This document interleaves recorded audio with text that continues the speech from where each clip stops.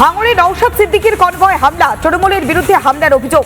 ভাঙড়ে আইএসএফ এর প্রার্থী নওশাদ সিদ্দিকী, তার গাড়িতে হামলা চালানো হয়েছে। তৃণমূলের বিরুদ্ধে হামলার অভিযোগ করছেন তারা। ভাঙড়ে নওশাদ সিদ্দিকীর গাড়ির উপর আক্রমণ চালিয়েছে তৃণমূল কংগ্রেসের দুষ্কৃতীরা।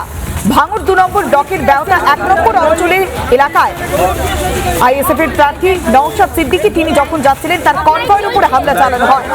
রিপাবলিক বাংলাতে ফার্স্ট আমরা সেই ছবি দেখাচ্ছি। সন্ধ্যার পরে একটা প্রোগ্রাম ছিল আমরেশ্বরে, সেখানে যখন যাচ্ছিল আমাদের মহিলারা মিছিল আকারে যাচ্ছিল, তাদেরকে কুটুক্তি, তারপরে সেখানে আমরা সেটাকে আটকে দিই। তারপরে এখন আমরা বেওতা ১ নম্বর অঞ্চলের চরিশ্বরে একটা প্রোগ্রাম ছিল, আমার গাড়িটা রাখা ছিল, সেখানে লাইট বন্ধ করে ইচ্ছাকৃতভাবে গাড়ির কাঁচ ভাঙা হয়। তো এখন তৃণমূল কংগ্রেসের পায়ের নিচে মাটি নেই, সরকার সাহেব বুঝে গিয়েছে যে এখানে তিনি হারছেন।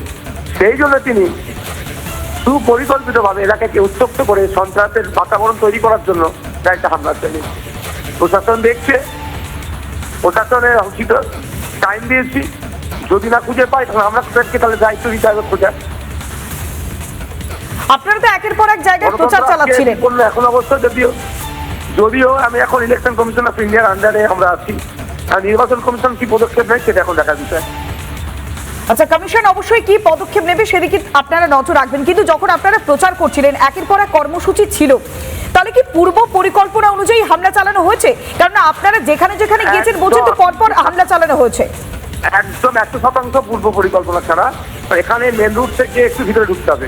মেন রুটে সারা সন্ধ্যার পর থেকে প্রায় লাইট বন্ধ করে রেখে দিয়েছিল।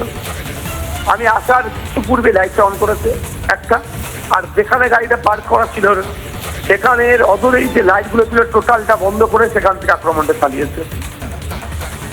কেউ কি নেতৃত্ব দিয়েছিল? দেখুন, এখন কারা কি আছে আমরা খোঁজার চেষ্টা করছি, তবে প্রশাসন ভালো করেই জানে কারা কি করতে পারে না করতে পারে, এটা প্রশাসনের কাছে খুব বেশি ভালো খবর থাকবে আমার থেকে। তৃণমূল কংগ্রেস ভয় পেয়েছে, এখানে সরকার সাহেব ব্যাপক পরাজয় হবে, সেই ভয়ে তারা এই আক্রমণ চালাচ্ছে। এই